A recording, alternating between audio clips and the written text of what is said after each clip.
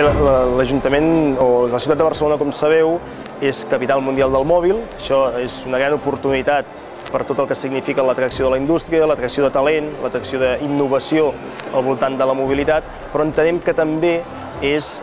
una oportunitat per altres eixos o altres pilars de la nostra estratègia, com poden ser la transformació de l'administració a través de l'administració electrònica o també la transformació de la ciutat a través dels projectes de Smart Cities. I a més, entenem que hi ha una interrelació entre la mobilitat, les Smart Cities i l'administració electrònica que fan que molts dels projectes que estem desenvolupant o que es puguin desenvolupar o de les iniciatives que ens pot proporcionar la indústria doncs estiguin íntimament interrelacionades i, per tant, podem transformar la ciutat sent més eficients amb la nostra administració electrònica o podem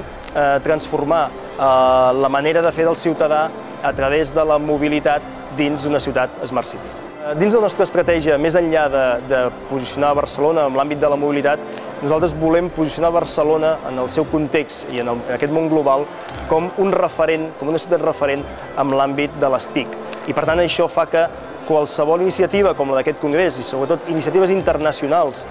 que facilitin l'atracció de talent, de coneixement, de discussió, de capacitat de treure empreses, de poder discutir amb professionals d'aquest sector i que sobretot alhora ens posicionin en el mapa global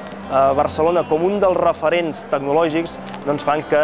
tinguin tot el suport de l'Ajuntament de Barcelona i formin part congressos com aquests absolutament de la nostra estratègia de ciutat i de la nostra estratègia de desenvolupament de les TIC a casa nostra.